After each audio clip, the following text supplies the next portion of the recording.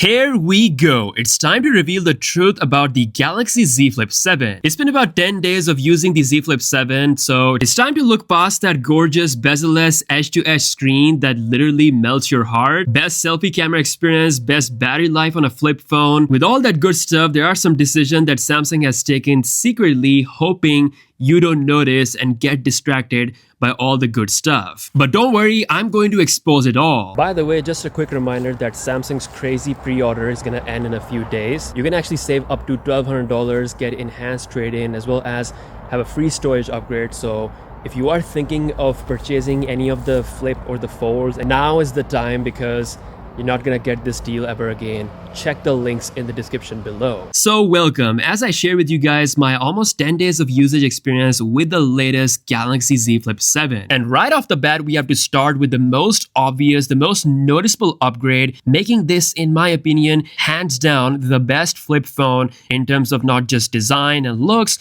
but also the software around it. Of course, I'm talking about the outer screen. Samsung not only put their largest screen on the Flip, but also made this the most futuristic looking flip device ever, thanks to that super edge-to-edge display. Like this, in my opinion, could just be Samsung's best looking product of the year. It's a 4.1-inch display, 2600 nits brightness, 120Hz refresh rate, and the latest Gorilla Glass Victus 2. Pretty much everything you expect from a flagship screen, this has got it all. You can actually use pretty much any app you want on this outer screen and it will be fine, whether you're using social media apps or you're watching YouTube videos, or even if you want to watch Netflix, you can absolutely do that. But obviously, this is a cover screen and it is meant to be used as a cover screen, and that is where Samsung's incredible software comes into play. I love that we have so many useful widgets to play with, along with the ability to launch any app on the screen. There's tons of customization, you can check your notifications, also have full access to the control center, and for the first time, you can now have the access to Gemini AI on the cover screen, which is something that I've been using quite a lot more. And of course, the best part is, because the screen is so big, it literally invites you to use the outer screen cameras for that incredible selfie experience. Apart from taking portrait mode videos, you can pretty much do every single thing on this camera, from taking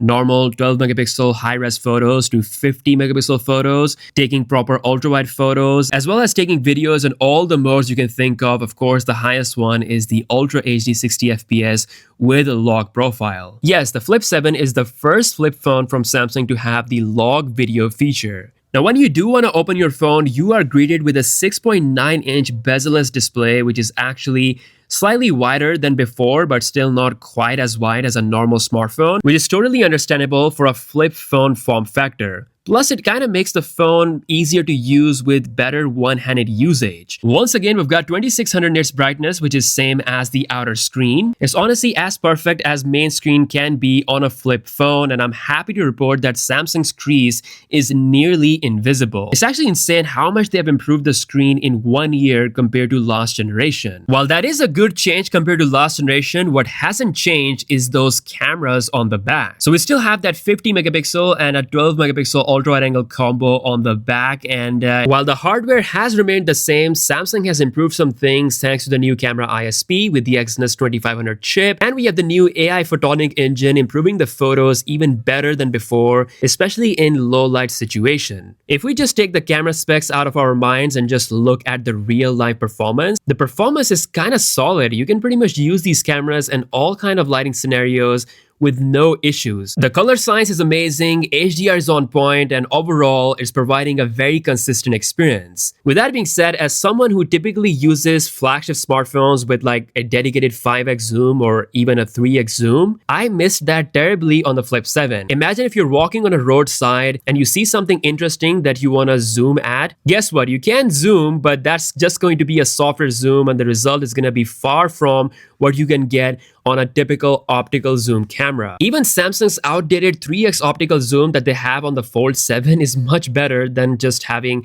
that software zoom. So the only option you have is to go closer to whatever you're taking photo or video of. If it's a cat, then pray that's a paid actor. In that way, cat is gonna stay there and you'll be able to take your photos and videos. But if you're in a situation where you cannot get closer, for example, if you're in a concert, then honestly, you are cooked. So all this amazing edge display and the whole flip vibe it comes with a sacrifice, and that is your zoom. Other than that, the camera performance is really good. Honestly, we could totally have a Z Flip Pro from Samsung on the market with a proper telephoto zoom. Hopefully they can do something like that in the future, but right now zoom is a major miss. If you're not too fussed about the zoom, then these cameras are enough. And yes, you can play with the cameras all day long because this phone, this Flip 7, has the best flip battery life that we have ever seen from Samsung. The bigger 4300 mAh cell combined with the Exynos 2500's efficiency, that is a deadly combo that allows you to go through your day even with the tough use. My buddy Ben did a battery drain test. You can check that out on the channel. The Flip 7 was able to do 7 hours with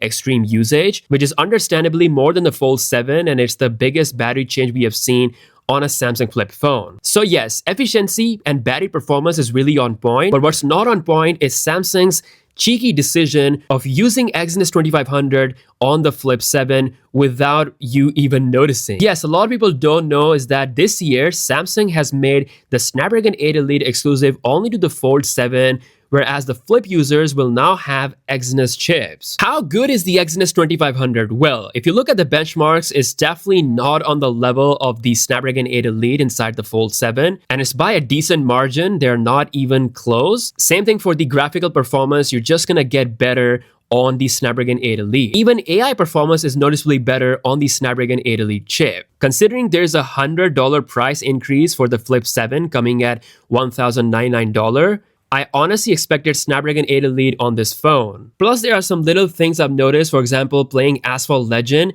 Snapdragon 8 Elite can do 120Hz while Exynos 2500 is capped at 80Hz. With that being said, Exynos 2500 for a flip phone, again, if you're not looking to have the best chip for gaming, if you want a flagship chip with great efficiency that does pretty much everything you want. Even though it's not the best, it's still a flagship chip. While we don't have Snapdragon 8 Elite, Exynos 2500 is dependable for that use case scenario. If you're looking for the absolute best, then yes, Snapdragon 8 Elite would be the one to go for, and that's sadly not on this Flip phone. Personally speaking, from my usage, I've had no issues whatsoever. I can't really tell a difference between 80Hz to 120Hz. I can see there's a extra butteriness with the Snapdragon 8 Elite, but in terms of the actual real-life performance, this thing has been incredible. No heating, no lagging whatsoever.